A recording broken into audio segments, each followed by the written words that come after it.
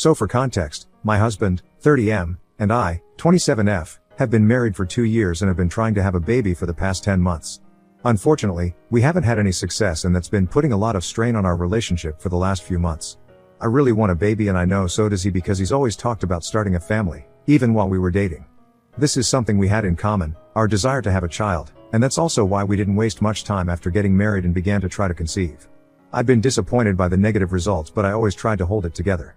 He didn't do the same and would get upset every single time, then wouldn't speak to me for the next few days because he needed his space. His behavior would make me feel really guilty, as if it was entirely my fault that we weren't getting pregnant. About 6 months ago, I suggested that we get tested, because even then, he was acting out every month when we'd realize we weren't pregnant yet again. He's the one who turned that idea down, saying that we didn't need to waste our money on tests, we just had to keep trying, so that's what we continued to do.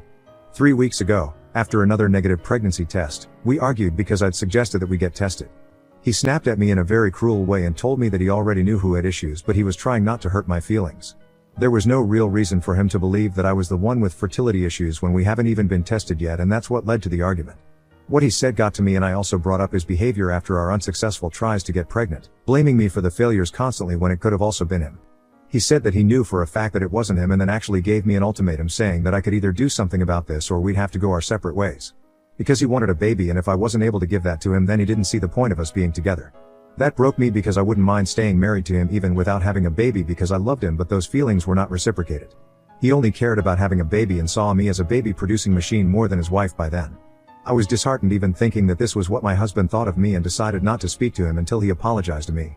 The apology never came, because after 3 days, he had to leave for a business trip, and he didn't even bother to speak to me before he left. I was already very upset, and him leaving without saying goodbye to me hurt even more. After he'd left, I'd pacified myself by believing that it was some consolation that he'd at least still added the details of his visit on our shared iCloud calendar, which was our ritual every time he'd have to travel for work. I tried to get along with my life for the next couple of days, because I knew that this would be a longer trip than usual, and he'd be away for at least 10 days this time. On the 3rd day of his trip, I was scrolling through Instagram, and then out of the blue, I came across my husband's ex-girlfriend's post. She was sitting by the pool in a bikini, and the place seemed really familiar, so on a hunch, I decided to search the hotel that my husband was staying in, and sure enough, the setting matched what I'd seen on Google Maps just a couple of days back. I tried to make out whether it was the exact same place or not, and even made a call to the hotel front desk to confirm if she was staying there or not. I asked them to connect me to her room, and they did so, and within seconds I heard her voice on the other end repeatedly asking who this was. Of course, I didn't say anything and hung up without a word. I tried to force myself not to think of what might be happening, but there was no denying it anymore, and I knew then that my husband was definitely cheating on me with his ex-girlfriend. It was lucky that I followed her online and that they were still on good terms, because otherwise I never would have found out. It was only then that I began to think that he'd probably even added the details of his trip on the calendar out of habit, not on purpose, because he wouldn't want me to find out about this. My doubts were confirmed when, after I'd seen that post, the details on the calendar were suddenly gone. It was too late though, because I'd already seen it and even taken a screenshot of it like I always did. He and his ex-girlfriend had been together for 2 years in college, but had broken up a couple of months before graduation. They'd stayed in touch after that and were really good friends, because she'd even attended our wedding. I did find it a little weird, but my husband reassured me that there was nothing brewing between them and it was all in the past, so I had nothing to worry about. Besides, they would only meet each other in group settings with all their other friends, and otherwise, she'd always be traveling, so I didn't think much of their friendship. She'd been nice to me, so I'd been following her Instagram account for a few years now, but I'd never imagined that it would actually come to my rescue someday.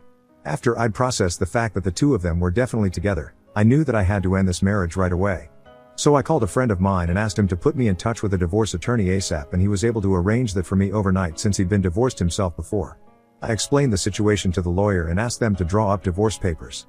I also decided to get a fertility test done, because I had a nagging feeling that there was nothing wrong with me and that my husband was just making excuses for his failure. So within the next week, I'd filed a petition for divorce on grounds of infidelity, and also got my test results back, which said that I had absolutely no problems relating to fertility and there's no reason that I should be struggling to conceive. Everything I'd suspected to be true, and I literally couldn't wait for my husband to come back home so I could throw these papers in his face and then dump him.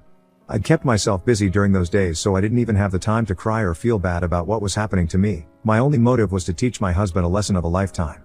Then, on the 11th day, he finally returned and tried to act casually around me. He even spoke to me and apologized for the fight we'd had before he left, and said that he'd been looking into IVF recently and wanted us to try that. I didn't reply to anything and came straight to the point. I asked him where exactly had he been staying these past 10 days for his work trip. He tried to beat about the bush and said that he didn't even remember the name of the hotel, but I could see him struggling. I even prompted him with the name of the place and he tried to shrug it off, but then, I brought up that I'd seen a post on his ex-girlfriend's Instagram at the same place, which seemed like a really weird coincidence. He tried to ignore that, but I kept talking, and then finally, I asked him if he'd met his ex on his trip. He denied it vehemently at first, but I just kept staring at him for like 7 to 8 minutes, completely silently, and that's what finally made him tell me the truth. Not even the full truth. He just admitted that he had met his ex but hadn't wanted to tell me about it because that would make me feel insecure and he didn't want that. I told him that I wanted to know what exactly had happened, and he tried to change the topic, but I refused to let him, and he gave in after a while. He told me that he had indeed met his ex-girlfriend and also slept with her, but it was just out of frustration.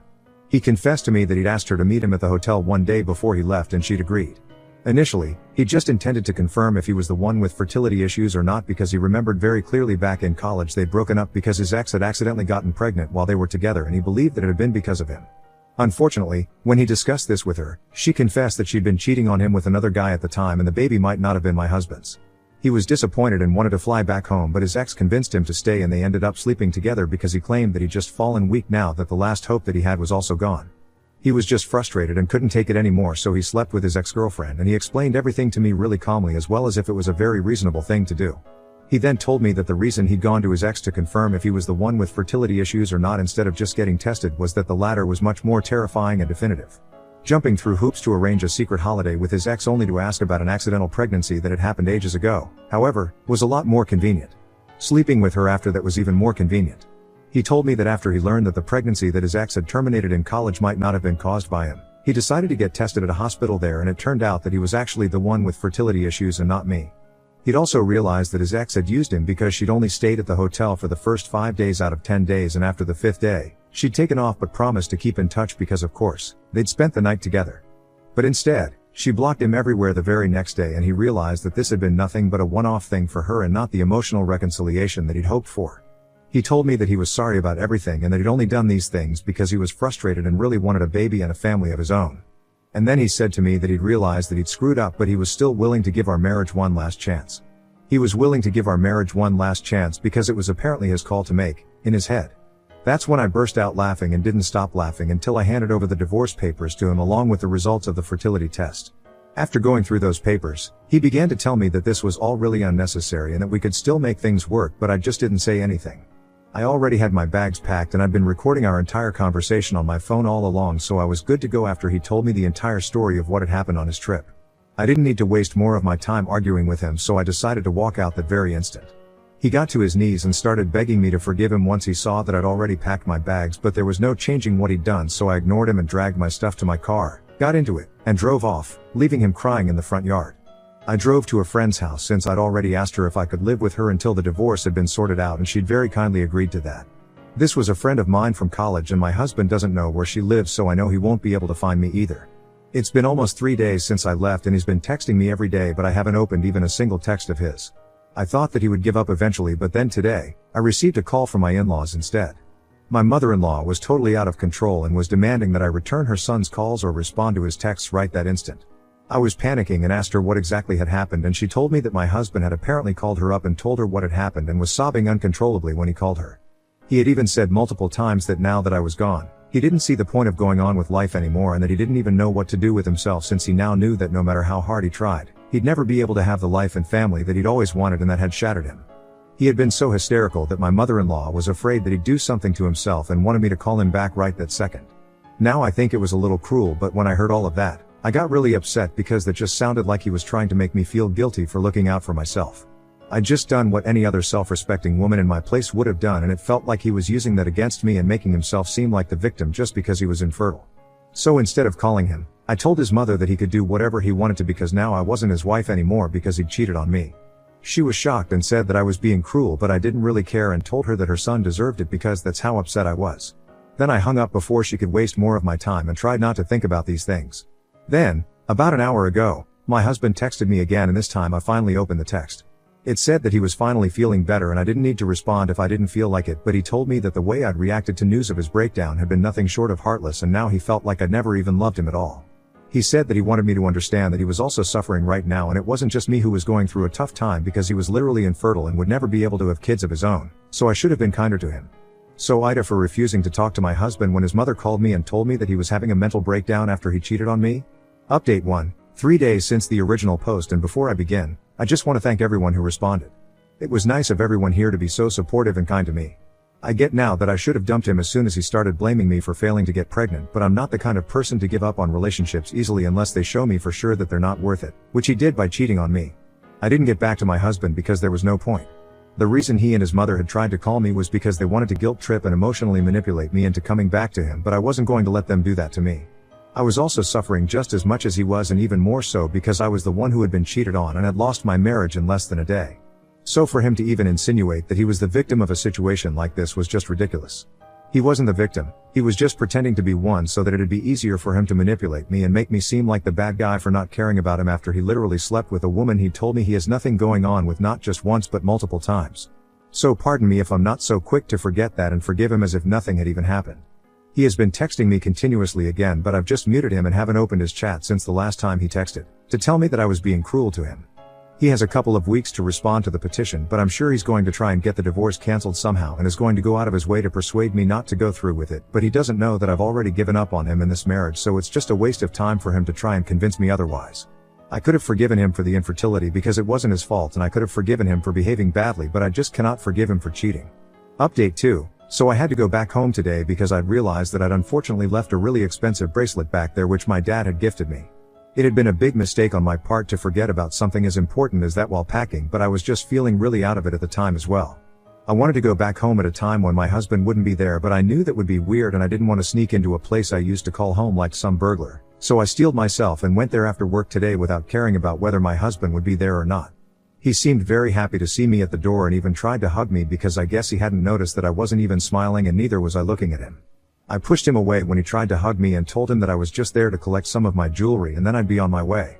He seemed disappointed and told me that I was being heartless right now. Then, he said that it was just one incident and I could just forgive him and move on instead of making such a big deal out of it. He even tried to tell me that he'd come to me himself and confess, so I should at least take that into consideration and forgive him because at least he didn't lie to me. I had to try very, very hard to control the urge to slap him so hard that he'd land up in outer space and tried to ignore his meaningless blabbering. He continued to talk about how he had no contact with his ex now as if that was his choice and not hers.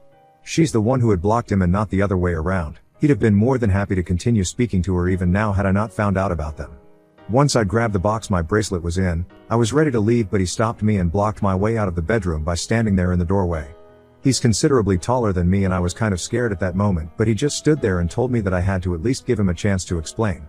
I had no other choice but to stand there and let him continue speaking and repeat the same things he'd told me several times before already, like how he'd only slept with his ex out of frustration and not because he'd actually wanted to, and that he didn't even like her because she'd used him. He told me that his ex had helped him realize how much he loved me and that he wasn't willing to give up on us so easily. He just needed one more chance and he'd prove that he was a good husband, but I had to give him that one shot. I didn't intend on giving him that chance at all, but just so I could leave. I told him that I'd think about it, and that seemed to cheer him up and he let me go. He tried to hug me once more while I was leaving, but once again, I pushed him away and got into the car. I drove away as fast as I could because I just wanted to put as much distance as I could between me and him. I came back home half an hour ago and I'm still feeling annoyed that he even believes that he deserves a second chance after what he did. I'm sure he's going to contest the divorce, but it doesn't really matter since I know he cheated and I have the evidence to back it up as well. It's just frustrating to know that he still doesn't see what he did was truly horrible. Nobody deserves a second chance after that. He blamed me and made me feel like absolute crap for not being able to conceive when it was actually him who was the problem all along. This divorce couldn't have happened sooner. Update 3. My husband just has a week now to respond to the petition, but I guess he's still holding out hope that I'll somehow change my mind, even though I haven't responded to any of his calls or texts in ages. Today, I texted him back and said that he can't change my mind, so he'd better start looking for a lawyer because he really shouldn't waste any more of his own time as well as mine. He called me and asked me if I was actually serious, and I had to tell him that yes, I was, and that there was no chance in hell that I'd take him back after what he'd done to me. He tried his best to talk me out of this, but I was just so exhausted that I hung up. I didn't have anything to say to him, and if he didn't want to take this seriously, then that was on him. I'd warned him and now the ball was in his court. My lawyer and I are already discussing the settlement and how to go about all of that so he can fall behind, by all means. I don't care. Update 4. He's not contesting the divorce. We're going straight to negotiations about the settlement. I'm hoping for a decent sum and a fair division of all our assets, and I know it'll be a cakewalk because of the proof that I have against him. He hasn't contacted me since our last phone call, but his mother sure has. In fact, she didn't even call me. She called my parents and tried to tell them off for raising a daughter like me who had no sense of duty towards her husband. Apparently, She expected me to forgive one tiny mistake and give him a second chance, but she didn't know that my parents weren't the kind of people who supported that sort of attitude, especially when it came to infidelity. So instead of her telling them off, it was she who got a talking to and was told that her son was the one who had messed up here, so if anything, she should be targeting him and not me because I was just doing the right thing for myself. I'm glad my parents are on my side, and soon, our friends will get to know me as well, because this is not something that I'm going to hide from them. Everybody should know what he did to me, barring the infertility, because that's not my business anymore. I hadn't cried or let any of my feelings out for a while, but now, I feel like I can finally allow myself to relax a bit and let my hair down because things are finally heading in the right direction. Soon enough, I'll be divorced and he'll be gone.